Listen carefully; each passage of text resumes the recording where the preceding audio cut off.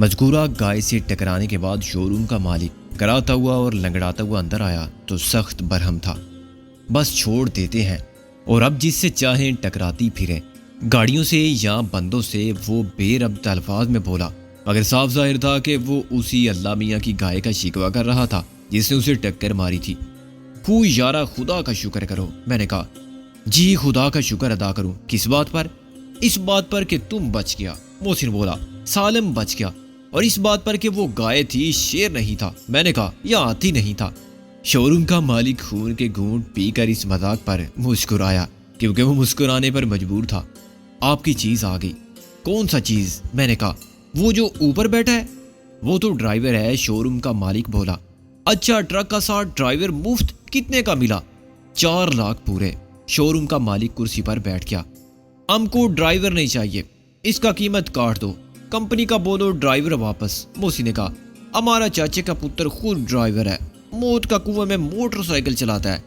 مگر جناب، motor cycle کہاں اور یہ ہیوی ڈیوٹی ٹرک کہاں؟ شو روم کا مالک بولا۔ اگر آپ کے پاس ڈرائیور نہیں ہے تو میری مانے اسے رکھ لیں، یہ ضرورت مند ہے اور پریشان بھی ہے۔ کیوں پریشان ہے؟ اور تم اس کا پریشانی پر کیوں پریشان ہے؟ میں نے کہا، جناب ایماندار آدمی ہے نا، اس لیے ہمیشہ پریشان رہتا ہے۔ 3 بار نوکری سے نکالا جا چکا ہے کیونکہ غلط کام نہیں کرتا۔ اب جو ٹرک کمپنی والے ہوتے ہیں ان کے تو 1000 دھندے ہوتے ہیں نا، اور 1000 طریقوں سے وہ راستہ بناتے ہیں۔ چونگی محصول، ایکسائز، نذرانہ، یہ سب دیتے ہیں، تب کہیں جا کے ادھر کا مال ادھر پہنچتا ہے اور ادھر کا مال ادھر آتا ہے۔ مال سمجھتے ہیں نا آپ؟ تو یہ پٹھان زیادہ بالکل پٹھان ہے، کہتا ہے یہ غلط ہے، دھوکہ ہے، گناہ ہے اور جرم ہے، ہم یہ نہیں کرے گا اور کسی کو کرنے بھی نہیں دے گا۔ نتیجہ تو آپ خود سمجھ لیں، اس کے سوا کیا ہو سکتا ہے؟ کہیں بھی وہ ہفتے سے زیادہ نہیں رہتا۔ ویسے ڈرائیور بہت اچھا ہے اور بھروسے کا آدمی بھی ہے، اس لیے میں اپنے ساتھ لے آیا ہوں۔ وہ بولا، اچھا ہم دیکھے گا۔ میں نے کہا، مجھے امید تھی کہ آپ لوگوں کے ساتھ چل جائے گا کیونکہ آپ لوگوں کا کام سیدھا ہے، میرا مطلب ہے کوئی ہیرا پھیری والا نہیں ہے۔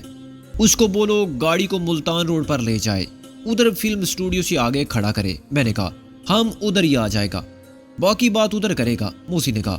شو روم کا مالک یہ خوشخبری سنانے کے لیے پھر سڑک عبور کر گیا۔ اس مرتبہ ایک 2 منزلہ بس سے ٹکراتے ٹکراتے بچا۔ ہم نے ٹریلر کو بھی روانہ ہوتے دیکھا اور اطمینان کا سانس لیا۔ فوری طور پر ہمارے پٹھان نہ ہونے کا راز فاش نہیں ہوا تھا۔ ڈرائیور کی ہمیں واقعی ضرورت تھی، اور جیسا کہ شو روم والے نے بتایا تھا، یہ آدمی اپنی ایمانداری، حصول پرستی کے باعث در بدر ہو رہا تھا۔ اگر ہمیں اس جیسے شخص کی ضرورت تھی تو اسے بھی ہم جیسے لوگوں کی۔ شو روم والا لوٹ کر آیا اور اسے باقی معاملات طے کرنے میں مزید آدھا گھنٹہ صرف ہوا۔ ہم نے رسید اور ٹرانسفر لیٹر وغیرہ حاصل کیے اور اسے رجسٹریشن کے مصارف ادا کیے۔ رجسٹریشن نورتن سرکس کمپنی کے نام پر ہوگا۔ میں نے کہا، آپ ایک 10واں رتن شامل نہیں کر سکتے؟ شو روم والا اب ہم سے بے تکلفی پر آمادہ تھا۔ ہمارے اور اس کے درمیان تمام کاروباری معاملات افہام و تفہیم اور خوشگوار ماحول میں طے ہوئے تھے۔ سودا بہت بڑا تھا اور اس نے فائدہ بھی بہت بڑا حاصل کیا تھا، چنانچہ وہ خوش تھا۔ اس نے ہمارے متعلق جو ابتدا میں رائے قائم کی تھی وہ بالکل بدل چکی تھی، اور ہم جو بے حد ٹیڑھے نظر آتے تھے اس کے نقطۂ نظر سے بہت سیدھے ثابت ہوئے تھے۔ ہم نے اس کے کہنے پر ایک ڈرائیور کو بھی ملازم رکھ لیا تھا۔ اس نے ہمیں ایک اور کاروباری مشورہ دینا مناسب سمجھا۔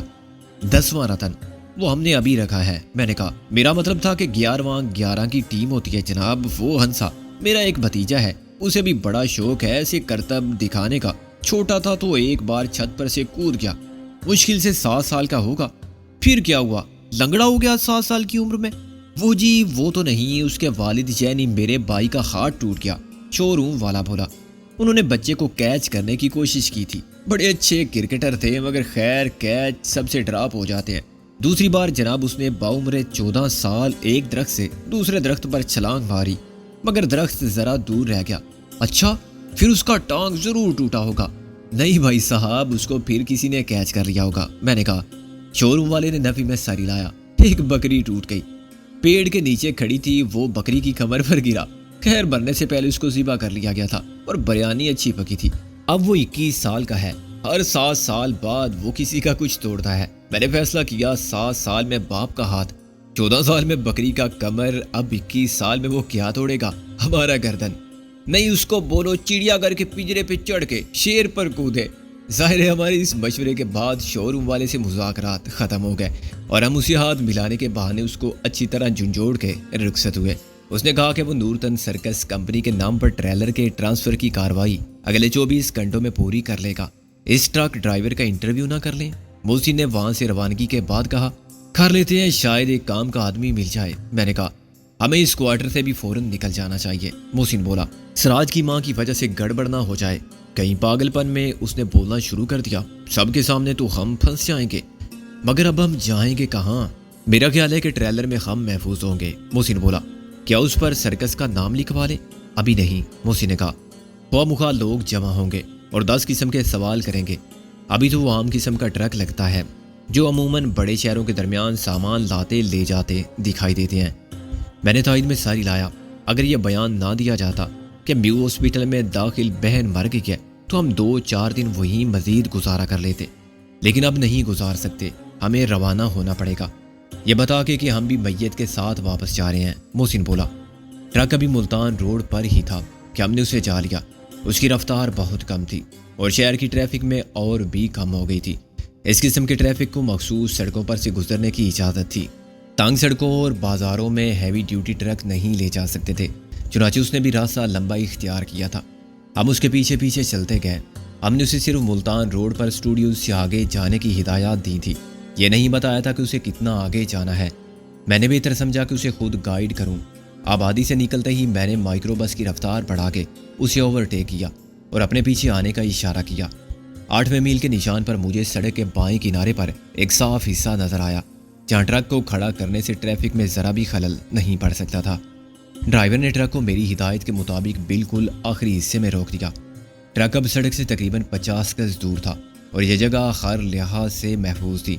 ایک جانب غیر آباد کھیت تھے جو کسی تعمیراتی کمپنی نے خرید لیے تھے۔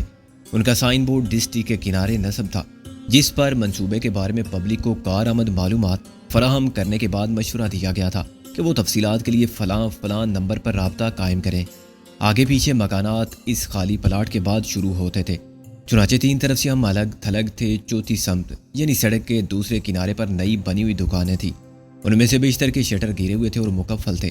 صرف 4 دکانیں آباد ہوئی تھیں، ان میں سے ایک میں چائے خانہ اور ریسٹورنٹ تھا جو 2 دکانوں کو ملا کے بنایا گیا تھا۔ اس کے اوپر سفیدی پھیر کے پروپرائٹر نے بقلم خود شاندار ہوٹل اینڈ ریسٹورنٹ تحریر کیا تھا اور دائیں بائیں ایک ایک پھول بنا کے اس میں یا اللہ اور محمد صلی اللہ علیہ وسلم لکھا تھا۔ یہ ہوٹل یوں تھا کہ مسافران شب کے لیے خدا کی بنائی ہوئی زمین پر اور آسمان کے سائبان کے نیچے چارپائیاں ڈال کے سونے کا بندوبست کیا گیا تھا، اور یہ اعلان بھی مالک اور پینٹر نے سائن بورڈ پر کر دیا تھا کہ منجی بسترا 1 روپیہ، باقی 3 دکانیں با ترتیب موٹر مکینک، ہینڈ پمپ بنانے اور مرمت کرنے والے اور تعمیر میں کام کرنے والے میٹیریل فروخت کرنے والوں کی تھی۔ السلام علیکم۔ ٹرک ڈرائیور نے نیچے اتر کر ہم سے پرجوش مصافحہ کیا۔ میرا نام شیر علی ہے۔ مجھے اس کے لہجے پر شک گزرا۔ شیر علی؟ تم مجھے پٹھان تو نہیں لگتے، میرا مطلب ہے لہجے سے۔ وہ مسکرایا۔ میں 100% اور خالص پٹھان ہوں، کوہاٹ کا رہنے والا، مگر تم اردو بہت صاف بولتے ہو۔ میں نے کہا، اس میں حیرانی کی کون سی بات ہے؟ بہت سے دیسی لوگ جب انگریزی بولتے ہیں تو انگریزوں کو شرمندہ کر دیتے ہیں۔ شیر علی نے کہا، انگریز ہیں جو فارسی عربی جانتے ہیں، یہ تو اپنے ہی وطن کی قومی زبان ہے۔ تم نے کہاں تک تعلیم حاصل کی ہے شیر علی؟ محسن نے اس کی بات سے متاثر ہو کر کہا، میں نے اسلامیہ کالج پشاور سے BA کیا تھا۔ وہ بولا، اچھا، اور تم ٹرک چلا رہے ہو؟ میں نے کہا، آپ کے خیال میں یہ کوئی برا کام ہے جس پر مجھے شرم آ جانا چاہیے؟ وہ بولا، ہرگز نہیں۔ میں نے فوراً کہا، مجھے تو خوشی ہوئی ہے دیکھ کر کہ تم نے محنت کی عظمت کو پہچانا، ورنہ BA کر کے لوگ جسمانی محنت کے کام میں توہین محسوس کرتے ہیں۔ میں محنت کر سکتا ہوں، نوکری شاید نہیں کر سکتا۔ میں نے سنا ہے کہ تم کو یہ کام بھی 3-4 بار چھوڑنا پڑا تھا۔ محسن بولا، جی بات وہی ہے کہ نوکری میں آدمی اپنی خدمات بیچتا ہے، اپنی عزت نفس، خودداری، دین، ایمان یا اصول نہیں بیچتا۔ شیر علی نے کہا، میں تنخواہ لوں گا تو اس کے ایک ایک پیسے کا حق کے محنت ضرور ادا کروں گا۔ جہاں کام نہیں ہوگا وہاں میں مفت کی تنخواہ بھی نہیں لے سکتا، مگر ملازمت کے نام پر میں غلامی کروں یہ ممکن نہیں ہے، اور آج کل خیر نوکری میں غلامی ہے۔ اگر تم اور ہم ساتھ رہے، میں نے محتاط ہو کر کہا، تو تم دیکھو گے کہ یہ ملازمت بھی نہیں ہے، رفاقت ہے۔ ہم مل کے کام کریں گے اور ساتھی ہوں گے، نہ کوئی آقا نہ کوئی ملازم۔ ہم عزت دے کر عزت حاصل کرنے کے اصول کو سمجھتے ہیں اور اس پر عمل بھی کرتے ہیں۔ فرض کرو ہم تمہاری خدمات حاصل کرنا چاہیں۔ محسن بولا، تو تم کیا معاوضہ یا حق محنت لو گے؟ میں اکیلا آدمی ہوں، مجھے 1000 بہت ہیں۔ وہ بولا، 500 خرچ کروں گا تو 500 بچا لوں گا۔ ٹھیک ہے، ہم تمہیں 2000 روپے ماہانہ دیں گے، کھانا پینا سب ہمارے ساتھ ہوگا۔ اس نے انکار میں سر ہلایا۔ کھانا پینا میرا اپنا ہوگا، یہ کوئی رعایت نہیں ہے۔ ان سب کے لیے جو ہمارے ساتھ ہوں گے، کھانے پینے کا ایک ہی جگہ بندوبست ہوگا، سب ایک ساتھ کھائیں گے اور ایک ساتھ کھائیں گے ہم بھی۔ سب کی تنخواہ اس کے علاوہ ہوگی۔ پھر بھی تم بازار سے کھانا چاہو یا اپنا پکانا چاہو تو 500 کا اضافہ کر لو۔ اس نے کچھ سوچ کر انکار میں سر ہلایا۔ ایسی صورت میں 2000 مجھے منظور ہیں۔ میں کچھ اور سمجھا تھا، سب سے الگ میں کیسے کھا سکتا ہوں؟ اب آپ مجھے کام بتائیں۔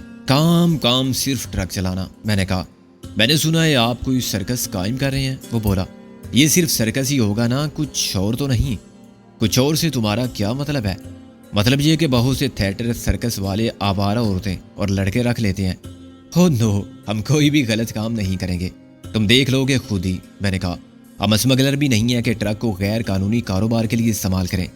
سرکس کے باقی ساتھی کون ہیں؟ وہ بولا، ان سے بھی تم جلد ملو گے۔ میں نے کہا، اب ہم جا رہے ہیں، اگر تم ٹرک کو چھوڑ کے جانا چاہو تو جا سکتے ہو، مجھے اپنا سامان لے کر آنا ہے۔ شیر علی نے کہا، سامان کم سے کم ہو تو اچھا ہے، بس پہننے کے لیے کپڑے، باقی ہم پر چھوڑ دو، ہم بھی اسی چلتے پھرتے گھر میں رہیں گے۔ میں نے کہا، میرے پاس ہے بھی کیا، 2-4 جوڑے کپڑوں کے علاوہ ایک پرانی چارپائی، اسے میں چھوڑ آؤں گا۔ وہ بولا، شام تک لوٹ آنا۔ میں نے کہا، اور جیب میں سے 500 روپے نکالے، یہ ایڈوانس رکھ لو، کچھ خریدنا ہو تو بہت بہت مہربانی۔ وہ بولا، میری ہمت نہیں پڑتی تھی کہ کچھ مانگوں، ان بدماشوں نے میرے 2 ہفتے کے پیسے مار لیے، جہاں میں پہلے ملازم تھا۔ میں نے ان کو مارا تھا۔ کیوں مارا تھا؟ میں نے کہا، مار پیٹ کوئی اچھی بات ہے؟ اور کسی کو 2 ٹکے کا ڈرائیور کہنا، ذلیل کرنا اور گالیاں دینا اچھی بات ہے؟ آپ نے مجھے 500 روپے دیے ہیں کہ اس کے ساتھ آپ مجھے گالی دیتے تو میں آپ کو بھی مارتا۔ وہ بولا، ہم کسی کو گالی دیتے ہیں تو پیار سے۔ میں نے کہا، مگر جب مارتے ہیں تو ایسا کہ پھر اٹھنے نہیں دیتے۔ تم اب جاؤ، ہم اگر شام تک نہ آئیں یا کل آئیں تو فکر مت کرنا، یہ ٹریلر تمہارا گھر ہے اور وہ سامنے ایک ہوٹل ہے، وہاں شرفاء کے لیے طعام و قیام کا اعلیٰ انتظام ہے۔ جب وہ چلا گیا تو میں نے محسن سے کہا، یہ آدمی مجھے کام کا لگتا ہے اور اپنے جیسا لگتا ہے، میں بھی کوئی رائے نہیں دوں گا۔ محسن بولا، چکری کے چکر نے سب کا اعتبار ختم کر دیا ہے۔ میں نے کہا، سانپ کا کانٹا رسی سے ٹھیک ڈرتا ہے، اور اس تجربے کے بعد میں کسی پر بھی اعتبار کرنے میں اجلت نہیں کر سکتا۔ آدمی کو دیکھیں گے، پرکھیں گے اور اس کے بعد دوست کہیں گے۔ محسن نے کہا، اب اس ٹریلر کو کیا لاوارث چھوڑ جائیں؟ میں نے کہا، ہے تو بڑے خطرے کی بات، کوئی راہ چلتے جیب میں ڈال کر لے گیا تو؟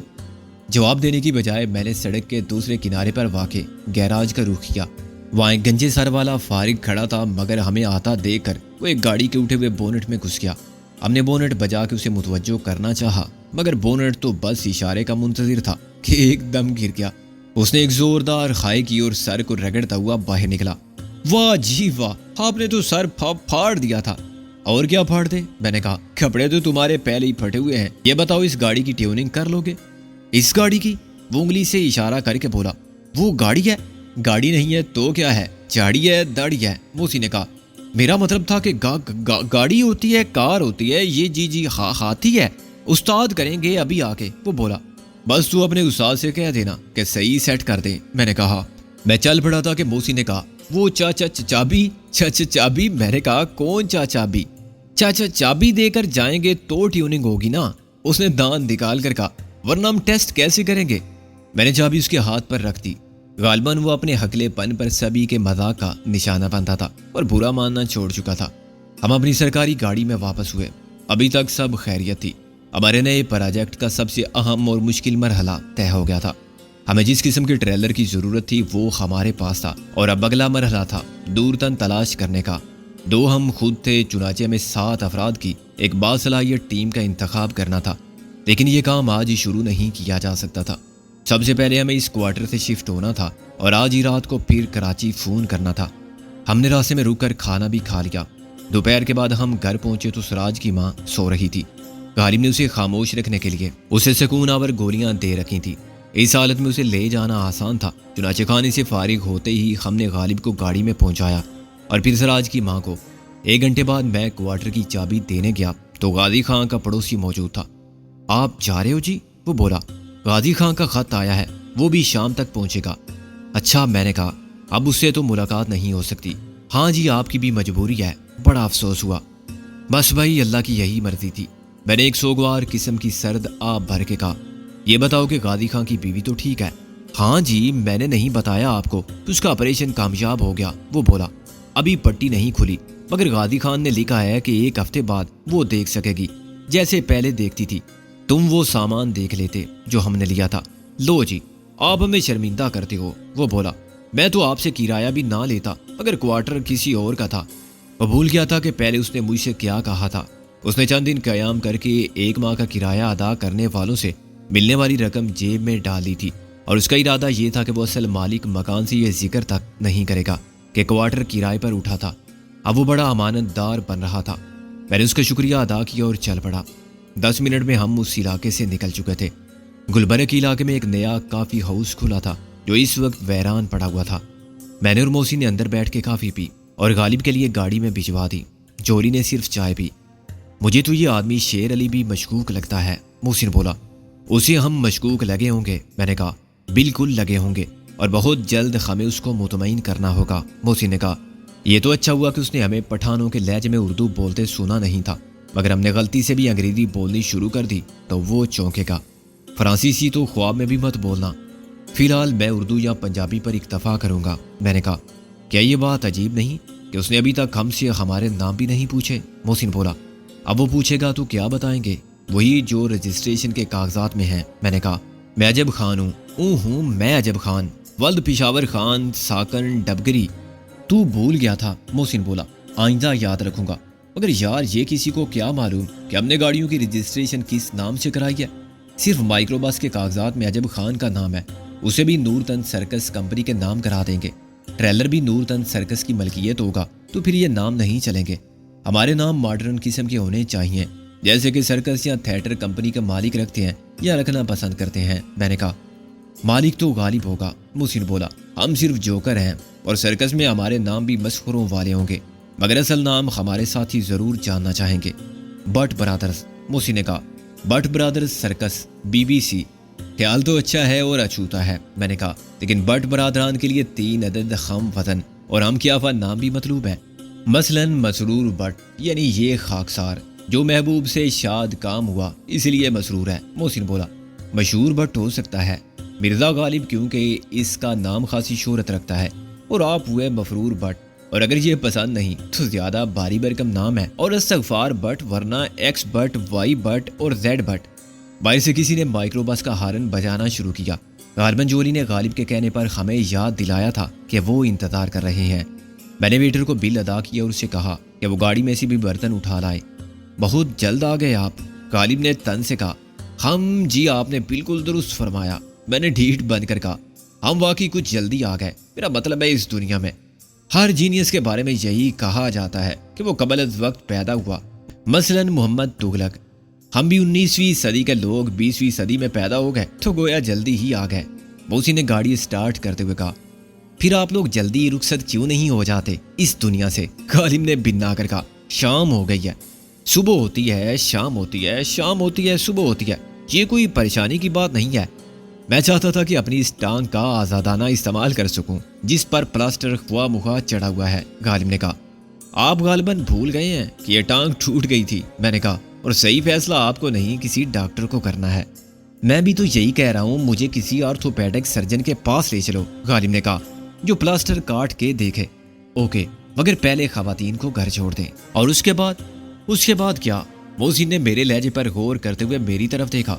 میں سوچ رہا ہوں کہ زیب النساء کی عیادت کے لیے جاؤں، میں نے کہا، ہاسپٹل جا کے دیکھوں۔ تو پاگل ہو گیا کیا؟ محسن بولا۔ یس سر، میں پاگل تھا، پاگل ہوں اور رہوں گا، میں نے کہا۔ میں خود کو عقل مند سمجھنے والوں میں شامل نہیں کر سکتا۔ تجھے معلوم ہے وہاں سب باتیں ہوں گے، میں نے نفی میں سر ہلایا۔ ممکن ہے اس کا بھائی آتا ہو، مگر وہ بھی صرف ملاقات کے لیے مقرر وقت پر آتا ہوگا۔ سراج کو اب فرصت کہاں، اور ممکن ہے ضرورت بھی نہ ہو۔ پھر تجھے کیا ضرورت ہے یار، غالب نے کہا۔ نہ جانے کیوں میرے دل پر ایک بوجھ سا ہے، میں نے کہا۔ بے شک اس کے ساتھ جو زیادتی ہوئی اس کی ذمہ دار وہ خود تھی، اگر وہ ہمارے ساتھ رہتی تو کچھ نہ ہوتا، مگر کیا یہ درست نہیں ہے کہ ابتدا ہم نے کی؟ ہم اسے ساتھ نہ لاتے تو وہاں پہنچے گا کیسے؟ محسن نے میری بات کاٹ کر کہا۔ جہاں چاہ ہے وہاں راہ ہے، میں نے کہا۔ چاہ؟ غالب نے چلا کر کہا۔ اف، یہ میں کیا سن رہا ہوں؟ بے وفا عاشق عرف بالم خرچائی، چاہ کو تو نے ایسے بدل دیا جیسے لیڈر سیاسی جماعت بدلتے ہیں۔ ہاں رابعہ، اب تیرا کیا ہوگا؟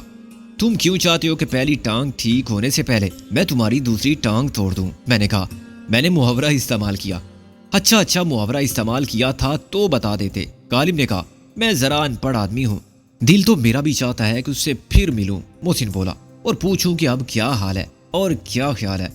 کیا اس کے خیالات بدل گئے ہوں گے؟ غالب نے کہا، مگر اسے جواب دینے سے پہلے میں نے گاڑی روک دی۔ جولی کو اور سراج کی ماں کو ہم نے ٹریلر کے اندر پہنچا دیا۔ شیر علی لوٹ آیا تھا۔ ہم نے اسے شاندار ہوٹل بھیجا جہاں سے وہ 1 روپیہ منجی بستر کے ریٹ پر 4 بستر اور چارپائیاں اٹھا لایا۔ چارپائی کی ضرورت نہیں تھی، میں نے کہا تھا کہ صرف بستر دے دو، 2 چارپائی کے 8 آنے کاٹ لو، مگر وہ کہنے لگا منجی بسترا ایک ساتھ ہے، لو یا نہ لو، روپیہ ہی ہوگا۔ پھر میں کیوں چھوڑتا؟ شیر علی نے کہا۔ چلو اچھا ہے، میں نے ہنس کر کہا، ہم باہر سوئیں گے، مگر ابھی ہم ذرا کام سے جا رہے ہیں، تم عورتوں کا خیال رکھنا۔ غالب کو ہم نے ایک پرائیویٹ ہاسپٹل میں چھوڑ دیا۔ وہاں کا آرتھوپیڈک سرجن بہت خوش مزاج بوڑھا تھا۔ پہلے تو وہ مرزا غالب کے نام سے محفوظ ہوا۔ واہ میاں مرزا غالب، اس 20ویں صدی میں، وہ بولا۔ دل تو خیر شاعروں کا وہ ہوتا ہے، کیا کہتے ہیں اسے، آپ گینا، مگر ٹانگ تو شاعر کی بھی ٹانگ ہوتی ہے نا۔ یہ ٹانگ کہاں اڑائی کہ ٹوٹ گئی پرائے معاملے میں؟ اپنی بات پر وہ خود ہی ہنسا۔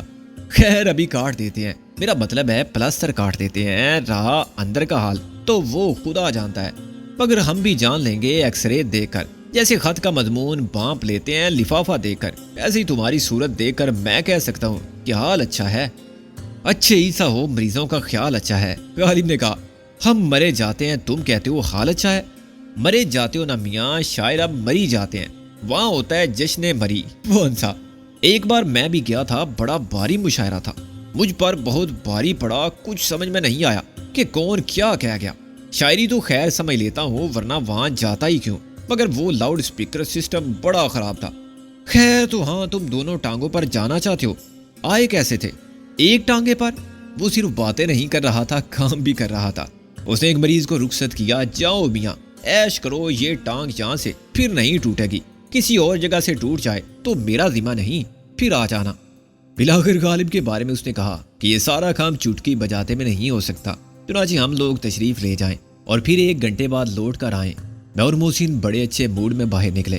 ایسا ڈاکٹر آدھا مرض باتوں سے دور کر دیتا ہے، میں نے کہا، اور باتوں سے آدھا پاگل کر دیتا ہے، محسن بولا۔ مجھے تو اس کے سرجن ہونے پر بھی شک ہے، اسے سرکس میں جوکر کیوں نہ رکھ لیں، دونوں کام کرے گا۔ ہم ہڈیاں توڑتے رہتے ہیں اور توڑواتے رہتے ہیں۔ نازو کی واپسی کے بعد غالب کو اس کی زیادہ ضرورت رہے گی۔ اگر آج رات کراچی کے ٹیلی فون نمبر پر رابطہ ہو گیا اور سچ رابعہ سے بات ہو گئی تو نازو کی خیر خبر بھی ملے گی۔ میں نے کہا، کیا تو زیب النساء سے عیادت کے لیے جانے کی بات سنجیدگی سے کر رہا تھا؟ محسن بولا۔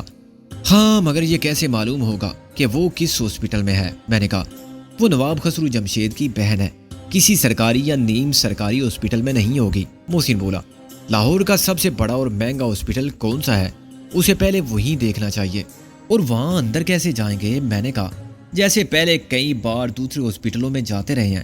ہاں، اب تو ہر ممنوعہ جگہ تک پہنچنے کا خاصا تجربہ حاصل کر چکے ہیں، وہ کس دن کام آئے گا، محسن نے کہا۔ محسن کا خیال کچھ دیر بعد درست ثابت ہوا، لیکن ہم سراج اور جمشید کے مقابل کھونے سے بال بچ گئے۔ محسن ابھی مائکرو بس کو ہاسپٹل کے آتے میں موڑا ہی تھا کہ ساتھ والے دوسرے گیٹ سے ایک کار گزر کے باہر گئی۔ میں نے ان دونوں کی ایک جھلک دیکھی۔ کار کو سراج ڈرائیو کر رہا تھا۔ گیٹ سے سڑک پر آتے ہوئے اس کی تمام توجہ سامنے تھی، ورنہ مائکرو بس کے ونڈ سکرین سے ہم دونوں کی صورت اسے صاف نظر آ جاتی۔ خسرو جمشید دوسری طرف تھا اور وہ بھی سیدھا بیٹھا ہوا تھا۔ چل، یہ بھی خطرہ ٹل گیا، محسن نے کہا، اور گاڑی کو ایک طرف پارک کر دیا جہاں دوسری بہت سی کاریں صف بستہ تھیں۔ ملاقاتی اب اندر سے باہر آ رہے تھے اور ایسا لگتا تھا کہ ملاقات کا وقت ختم ہو چکا ہے یا ختم ہونے ہی والا ہے۔ زیب النساء کا کمرہ اسپیشل پرائیویٹ وارڈ میں گراؤنڈ فلور پر ہی تھا۔ ایک نرس نے ہمیں ریسیپشن پر ہی روک لیا۔ دیکھیے 7 بج گئے ہیں، وہ بولی، ملاقات کا وقت 5 سے 7 بجے تک ہے، اب آپ کل آئیں، مس ہم 2 منٹ بھی نہیں لیں گے۔ میں نے کہا، یہی سب کہتے ہیں اور پھر اندر جا کے بیٹھ جاتے ہیں، وہ بولی، بعد میں ڈاکٹر صاحب ہم پر خفا ہوتے ہیں، آپ فکر نہ کریں۔ 7:05 پر ہم باہر ہوں گے۔ ہم پشاور سے آئے ہیں اور ہمیں رات کو واپس بھی جانا ہے، کل ہمیں کوئی وقت نہیں ملے گا، میں نے کہا اور 100 کا نوٹ اس کی طرف بڑھا دیا۔ اچھا جائیے۔ نرس نے کاؤنٹر پر ہی نوٹ کو بڑی صفائی سے اپنے ہاتھ میں منتقل کیا اور ہاتھ کو نیچے غائب کر دیا۔ اسپیشل پرائیویٹ وارڈ میں صرف 8 کمرے تھے، 4 کوریڈور کے دائیں جانب اور 4 بائیں جانب۔ کمرہ نمبر 3 دائیں ہاتھ پر تیسرا کمرہ تھا۔ ہر بند دروازے کے پیچھے سے اب بھی باتیں کرنے والوں کی آوازیں یہ ظاہر کرتی تھی کہ وقت ملاقات کے معاملے میں بہت زیادہ سختی نہیں برتی جاتی اور 10-15 منٹ کی تاخیر ان کے لیے یقیناً خصوصی رعایت کا درجہ رکھتی ہے جو اسپیشل پرائیویٹ وارڈ کے مریضوں سے ملنے آتے ہیں۔ تام 3 نمبر کمرے میں خاموشی تھی۔ میں نے دروازے پر رک کر چند سیکنڈ انتظار کیا۔ کوریڈور میں 1 نمبر کمرے سے نکلنے والی فیملی کے 4 افراد واپس جا رہے تھے، لیکن ان کے چہرے دوسری طرف تھے۔ میں نے تھوڑا سا جھک کر ڈور لاک کے سوراخ سے اندر جھانکا۔ زیب النساء کا بیڈ میری نظر کے فوکس میں آ گیا۔ وہ دروازے کے مقابل کھڑکی کے ساتھ لگے ہوئے بیڈ پر نیم تراز تھی۔ کوئی شخص جو بیڈ کے قریب کھڑا ہوا تھا ایک دم پلٹ کر دروازے کی طرف آیا۔ میں نے محسن کا ہاتھ پکڑ کر کھینچا اور منہ دوسری طرف کر کے چلنے لگا۔ ابھی ہم 2 قدم بھی نہیں گئے تھے کہ ہم نے دروازہ کھلنے اور پھر بند ہونے کی آواز سنی۔ چند سیکنڈ کے وقفے سے میں نے سر گھما کے دیکھا۔ وہ شخص واپس جا رہا تھا اور ہماری طرف اس کی پیٹھ تھی۔ مجھے اس کی چال سے شک ہوا کہ اسے میں نے پہلے بھی دیکھا ہے، مگر پھر وہ کوریڈور میں مڑ کے غائب ہو گیا۔ میں نے اس کے پیچھے جانے کا سوچا اور پھر بلا وجہ خطرے سے 2-4 ہونے کو خلاف مسلح سمجھتے ہوئے اپنا ارادہ بدل دیا۔ واپس آ کے میں نے بہت آہستہ سے دروازے کا ہینڈل گھمایا۔ دروازہ کھل گیا۔ مجھے اندیشہ تھا کہ ہم جیسے 2 اجنبی افراد کو دیکھتے ہی وہ خوف زدہ ہو جائے گی تو چلانے لگے گی۔ میں فیصلہ کر چکا تھا کہ اس کی آواز کو خاموش کرنے کے لیے مجھے کیا کرنا ہوگا، لیکن اندر قدم رکھتے ہی میرے ذہن کو جھٹکا سا لگا۔